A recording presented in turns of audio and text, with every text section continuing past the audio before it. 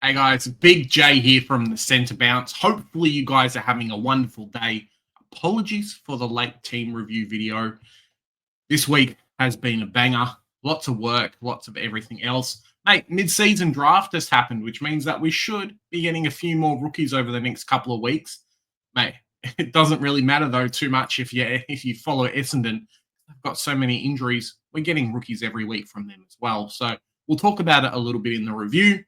Hopefully you guys have got a good one. Team sheets for Thursday's game have already come out. Probably worth picking a Brisbane player playing at home as your vice captain this week. We'll chat about who I'm going to select, who I'm changing in my team in today's episode.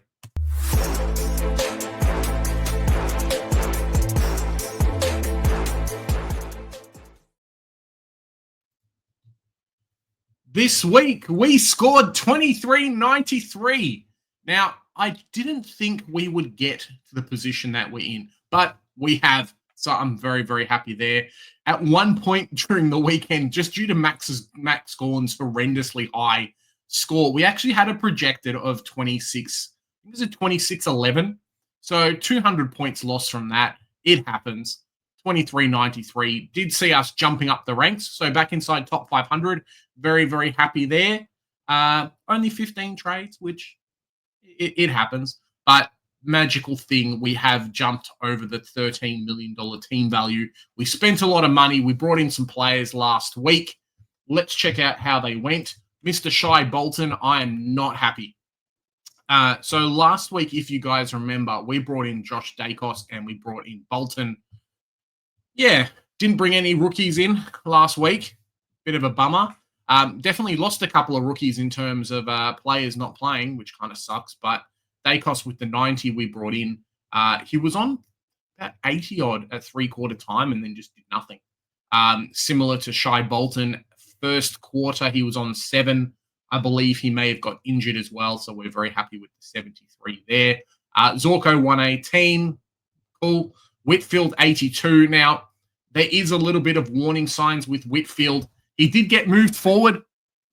I don't know if that was to try and negate a lot of attention that he might have got in the half-back line.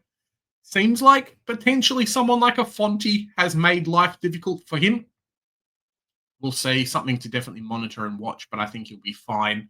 Clark with the 86. The guy was on 50 points at three-quarter time, so yeah, just lucky we got an 86 out of him. Freo players are the death of me. Hopefully they pick themselves up this week. Another one who's the death of me is Big Harry Sheasel with the 63. It is a rough watch. Not sure if I'm going to put it in the thumbnail or not, but yeah, no more Harry Sheasel in our team this week. Bit of spoilers for a bit later. Dacos with the 90, fantastic. And bloody Zach Reed, the man, the myth, the legend, the guy that was in our team has now will be leaving us this week. Did his hamstring over the weekend. I believe hamstring. Let me see. What can we say? Is it actually going to tell us? Yep. Did his hamstring over the weekend. Looks to be missing quite a few weeks, which is unlucky. There was a period of time during the game where I thought he was going to come back. He did not come back. He got scaled about 8 or 9 points. So the 87 is quite lucky. Ended up going up in price this week as well. So, yeah, kind of how it goes. Funnily enough, we'll talk about what happened with Simpson in the forward line, but I had the potential this week to loophole Carroll and Simpson. Not that it would have mattered in terms of scoring this week, just with Flynn scoring 46. We would have scored 1 point more. But I looped Carroll via Sheasel. Three-way trade, got Stone out of there and moved some players around. Scored a 47, was feeling great about myself. Come the Freo game, 2 minutes in, Cooper Simpson gets injured, does his shoulder, and then he's out for like the rest of the season. So it's rough. It was a rough week in Big J's land. Just almost lucky that Flynn did so poorly. Bit rough there. Carroll 47 probably goes next week. We'll talk about future trades. Sard, unfortunately, wasn't named in the VFL, did his hamstring as well. Essendon and their injuries. We'll talk about the team sheets for Essendon after this, but their injuries are great for us in Supercoach land because they give a lot of opportunities. But it is rough. And mid-season drafts just happened, and guess what? They have not taken any backmen. So are they tanking? Are they not? Go and ask Joe. But I have a sneaky suspicion that they're looking to maybe not do as well this year, line up a lot of really good players, and then say, hey, we'll take someone good with our picks, our early selections. They've got Melbourne's selection as well this year, and see what happens. Brayshaw 96, okay. Has been copping a little bit of the tag. I believe that might have happened last week as well. Dunkley 95, not happy there. It's really funny because I've slowly started to lose my really good players, and now they're all scoring not so great. Jordan Dawson 138, very happy. Zach Merritt 156, also very happy. Ended up being the highest score in the team this week. Could have gone VC on him. May look to go someone like a Dunkley versus Essendon. Thursday night games always go big. Nick Dacos 107. As much as I love Nick Dacos, I love North Melbourne, and it pained me to see what he did in that fourth quarter versus us. Got something like 17 touches in a quarter, which is almost unheard of. I'd like to see the stats and see, hey, what it was. You know, did he break a record or whatnot? But 107 will take it. Adam Chera 122, back-to-back big scores for the Chera dog. So a couple of weeks ago, I think it was just after St Kilda, we were like, yeah, do we get rid of Chera? Do we not? We decided not to. Sydney 142, very happy. GWS 122, very happy as well there. And then his upcoming run as well. So plays Essendon. Their mids aren't great at the moment. Good high scores. And then plays West Coast and then North. So could be a couple of easy runs for him. I think we may just be forced to keep him the whole season. Levi Ashcroft 95, very, very happy. Slowly trudging along in terms of cash gen. If we just check out when his buy round is, it's probably the time that we're looking to offload him. He may be my last player, though I could have a full team by like round 14. So in 3 more weeks, we'll just see what happens. But yeah, may look to offload him. 1 or 2 poor games, but the kid's fantastic. Like, he's a really good player. And Brisbane, you know, they've got another superstar with him. So congrats to them, looking to push up the ladder again. Lindsay with the 80 this week. Very, very happy. Another one as well. Kind of reset his break even a little bit. If we just check out the matchups over the next couple of weeks, I think he'll do okay. I think he'll do okay against St Kilda. Collingwood's going to be a tough one. Port, we'll see. And then the bye round. So projections have him scoring 70s. If we say, you know, we'll be a little bit better, 75 for the next however long, could get to around 350K, hopefully. And then a couple of rookies on the bench, offload. We'll see if we can get 70K out of a couple of these. Lindsay goes up to a primo, and then our team will be done. I believe he may be the last player upgraded in the team. If not, should be an Ashcroft, but we'll see. We'll see what happens. On the bench, now Hustwaite didn't play, but hopefully he plays this week. Did really well in the VFL. If we have a little bit of a sneaky look, talk about lineups in a second, but sneaky look in the VFL. And Patton as well is someone that we'll mention. Did quite well in the VFL as well. So Sydney, and then who are we looking for? Hawthorn. Hawthorn, I believe, is Sandring. Let's have a look. Or are they Box Hill? No, these guys are not the one that I'm looking for. Technical difficulties, everybody. Box Hill. That makes a bit of sense. Maybe Sandringham is St Kilda. Team stats. No, we want player stats from the game. So Seamus Mitchell, Henry Hustwaite, 35 touches. So, and 11 clearances. The guy was dominating through the middle. We know what he can do, and hopefully he's back next week. Got kind of hard done by, but I'll definitely take the extra playing player. Similar to Mr. Ben Patton, 37 touches, 7 touches, 6 clearances, 11 marks. I don't think that he was as effective in his output, but 134 AFL Fantasy, 37 touches could mean another go for him. He has been emergency the last couple of weeks as well. Let's have a sneaky look, and we'll see how Camporelli did last week too. if he played, because I know he was an emergency and maybe someone that is looking to come back. My friend plays for Williamstown too, so we'll be a bit sneaky and have a look for him. Mark Pitnet went massive. Francis Evans went massive. Sincotta went massive. I have a feeling like he may not have even played. Let me see. Lucas Camporelli, 12 touches. Maybe he's not coming back. Maybe he's not coming back. We'll see. But yeah, bit of a rough one there. It's a bit rough. I'm going a bit sidetracked, everybody. So hopefully Hustwaite comes back. Moral of the story. Tom Gross got subbed, I think it was like 10% game time halfway through the first quarter. It was not great and only scored an 8. Ended up going backwards in price. Break-even shot. Everything's done with him. Even if he plays this week, it's just going to be nasty. So probably looking to mid-season draft, see what happens. We might be able to get a player for him. Similar to Sard, potentially Carroll next week as well. Connor Stone goes this week. And yeah, just slowly cycling out a couple of these players for 99K players. Camporelli we just spoke about. We vice-captained Cherry this week. Wasn't super happy with the 126, considering Zach Merritt went big and quite a few people had him. Some people had Jordan Dawson as well. So we ended up going Max Gawn as captain. Was very happy there with the 153. He's just phenomenal. He's just a fantastic player. And I know some people offloaded him recently for some other players, downgraded him to a Roma, who only scored 50-odd and then got a premium somewhere else. But we did not decide to do that. We kept him. Very glad I spent up and got Cherry in a couple of weeks ago. And then Max Gorn we've had all year. So very happy there. Bailey Smith, 118, missed the jab in the leg. Hopefully he plays. 10-day break from last week. Fingers crossed. We'll see what happened.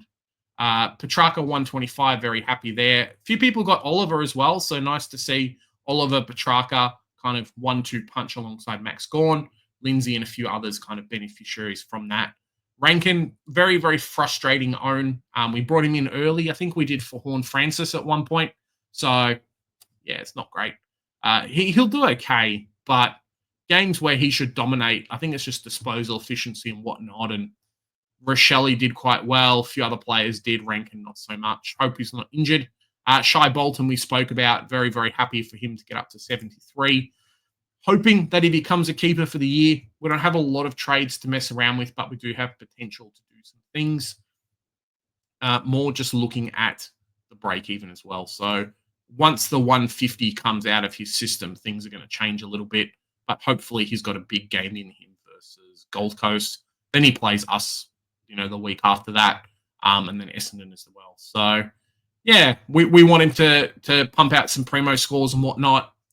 There's potential for us to trade him to a Chad Warner or something, but it's not really what we want to do given our limited funds on the bench.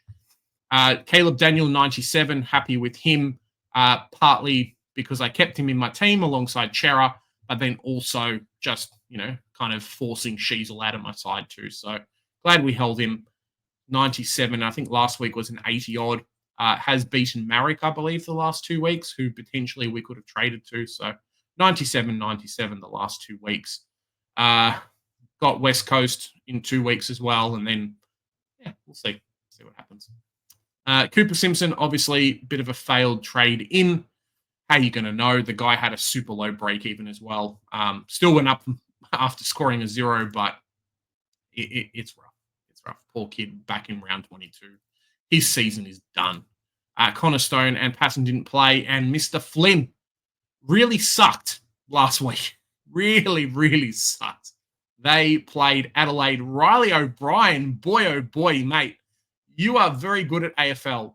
Just, I hate it when we play against you when I've got Flynn and you don't. He is playing Geelong, who are notorious against giving points away. He is at home. So hopefully he's named. He is not one that I want to trade out this week, but there is potential for me to do so. His break even is only an 80. So, he could go up a little bit in cash. We'd love him to get to 400K. He could drop a tiny bit as well, but I think we'll be okay. Bit of future proofing and whatnot in the team. My biggest issue this week before I kind of show you guys my trades, is the fact that I do not have enough people playing. Uh, bench is effectively dead, so we can rule out all of those. Zach Reed is not playing, and Cooper Simpson is not playing, who we had hoped could have helped to carry us through. So right now, 1, 2, 3, 4, 5, 6. So that's too many for us to have not playing. We need to fix a bit of this. We need to do some future proofing in the team as well, and hopefully get a couple of players or whatnot off the bench that may be able to help us. That's kind of the plan for today's trades. I was looking at, potentially trading out a Flynn, potentially trading out Zach Reed, seeing what we can do in terms of cash gen and whatnot. But I need points on field. It's a really crucial time to have that. I think there's some really good, easy matchups coming up as well. And Harry Sheezel, although he's not going to drop in cash, our biggest problem this year is not taking advantage of people's low break evens when we can. And I'm trying to rectify that a little bit at the moment. So what we are planning to do is Sheezel out. Unfortunately, old fella, time to go. If you didn't start him, you would have missed out on a couple of 140s, but I think you would have got a much better player for a cheaper price. Zach Reed obviously needs to go. And right now, purely for the fact that he's the most expensive guy on our bench and probably won't be named, Connor Stone is going. So what we're planning on doing is I really like Gray from Richmond. DPP is nice. Very, very happy. Low break even, which is great for us. I think he's got a half decent enough role, and there's some talk as well with the coach saying, hey, Noah Bolter's back. We do love playing this guy in our team. We think he's ready to go. Might just mean he spends a little bit of time up forward. So low break even enough that we can get to 200K with the state of my team. I think I'm very, very happy. He is our rookie trade-in this week. And we've got a little bit of money to play around with, which is very, very nice for us. So I want to try and play matchups a little bit. Max Holmes is the first player inside my team. And looking at kind of his easy matchups, I think Geelong might have the easiest matchups just in general over however long. They play North, they play West Coast, they play Richmond in the next 5 or 6 games. So very, very happy for him. Probably should have got him over Dacos and banked, 20K, but how are you going to know? The next player as well is we're going to throw Nazai into my team and finish off the back line. I really like his role. I think St Kilda just getting a little bit stronger kind of means that he's back to form as well. 126 will run off that. He does have a lowish comparable break even to projection, but it's the fact that he's actually playing this week, which is huge for us. Plays Melbourne. I don't think they're going to be a super touch matchup for him. If I could afford Sinclair instead, I probably would go Sinclair. Can I afford Sinclair? No. So it doesn't really matter anyway. 3.3K left in the bank. 12 trades, 3 players left to finish. 1, 2, 3 spots left on field. I do not believe that I'll be able to have 23 Primos this year. We were planning to have 24, 25, but circumstances. Spent a lot of trades early, which is fine. It happens. But it's more just dead rookies on our bench. If we look at a lot of these players, like I had Boyd the entire season. Cool. Some people had Archer. They got something out of the trade. Some people now have Sims and things as well. But I had dead Camporelli the entire season. I had Patton the entire season. I believe I had Connor Stone as well. So it's just these dead rookies. Like if Patton was prior, 200 extra K, I'd be able to do 1 up, 1 down and be very, very happy. Patton, if I had Max Hall, for example, if I had Cleary, even if I had Hewitt, there's half a dozen players that I could have had instead of this guy, and we'd be laughing. Similar to a Camporelli, maybe next year we'll focus a little bit on getting the best rookies because we know our trades throughout the season can be very, very good. Our captaincy this year has probably saved us a bit too. So hypothetically, let's figure out what we're going to do. Patton doesn't play. Cool. That's fine. The rest of the bench I don't think is going to play. If Gross or Hustwaite's named, we can obviously move one of those for Chera. We now have 1 out, 2 out, 3 out. So 19 playing. It's not the best, but it's not the worst. And I think that's all we can really do. Next week, what I'm planning on doing, and we know this a little bit just by Essendon's players here, who's been named, who's not. Zach Johnson's going to play halfback. According to Joe, he's been dominating in the VFL, playing a similar type of role. Slotted straight back in there. Fantastic for us. Because I think Essendon have a fairly low, do they have quite a high buy? Let me see. Is it round 16? It is round 16. So if these guys are named now, we know Clark is going to have a couple of weeks of cash gen in him. Big score last week. Probably doesn't do it again, but big score last week. Angus Clark. Zach Johnson, similar thing as well. So round 12, round 13, round 14, round 15, and 14 are probably the 2 weeks. So if he plays the next 5 weeks, very, very nice. And we won't look to bring him in next week, but the week after, definitely, especially at his somewhat bargain basement price. Zach Johnson, 113. He's a midfielder. Cool. Perfect. So Gross to Johnson, bank 50K, makes a little bit of money. Fantastic there. As well as future planning, I'm probably going to get rid of Carroll next week, just because he's the next one to make a bit of money that is left in the team. Clark from Essendon hopefully backs up his big week this week. Negative 50 break even, has only played the 1 game. So we are looking to probably go Carroll to Clark and then Flynn plus someone else to a primo. So that's what we're looking at. I feel like that's going to happen. Who is it? Mid-season draftee that was just taken. McCarthy. Side to McCarthy banks us close to 70K. Carroll down to, what's his face? Down to Clark. Banks us just, is that another 70? So 140. Technically, we can afford 530K. If that's a midfielder, cool. If that's a forward, cool. I don't think it's going to be a forward. We can swing Ashcroft there. After next week, we will have 2 trades. So 2 players left to finish and 9 trades to go, which I think is very doable considering Ashcroft plus anyone will equal a primo. I think that's the plan. We'll see. See what happens. We'll figure it out. But slowly going to finish off the team. Realistically, in my head, I've got, cool, if I finish the team with 3 trades, then I finish the team with 3 trades. It happens. Sometimes Supercoach, the way it figures itself out, that's just how it is, really. I can go and grab someone like a Stewart, who's very cheap in the back line. Can try and hook up and grab a Ned Long or someone if I decide, hey, he's going to be a primo. He was in the trade plans for this week. We'll see. Captaincy and vice captaincy, I really want Max Gawn. I think he's been fantastic. I could go someone like a Holmes there as well. Unfortunately, we can't go Cherry, but next week we can go back-to-back, which is great. Maybe someone like a Dunkley VC into Max Gawn. What is the projection saying? Let's have a sneaky look. Max Gawn 157 is pretty hard to pass up. So we just hope that everyone's named. If Bailey Smith's not named, we'll still have 18 playing. It's not fantastic, but it is what it is. Guys, let me know down in the comments. Big J, how did I go this week?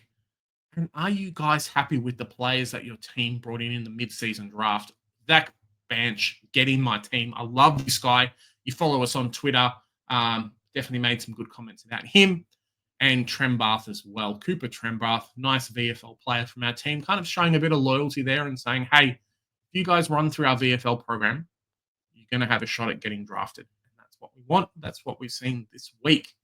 Guys, it has been a blast. Team sheets out tomorrow. The drive home, again, out tomorrow at 5:30. Hopefully, I wonder if we'll see any mid-season draftees. If not, we will see them next week. Have a good one. See you later. Make sure you have a lot of fun as well. A lot of people at the moment struggling with their teams. It is a bit of a rush. Cash gen is really important. And as well with the guys that, probably final words before we head off, be careful of your guys that have a buy, but then also the ones that are going to lose money. If you have a primo that's going to tank in cash that, hey, you might not keep for the year, maybe they're the ones that are going to drop out of your team and keep the guys going to have Doc instead.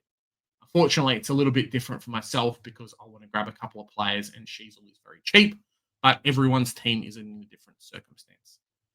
Remember, here at the Centre Bounce, we do the hard work so you guys don't have to. That was a bit of a blunder. But live and uncut, you guys know what you're going to get. Catch you in the next one.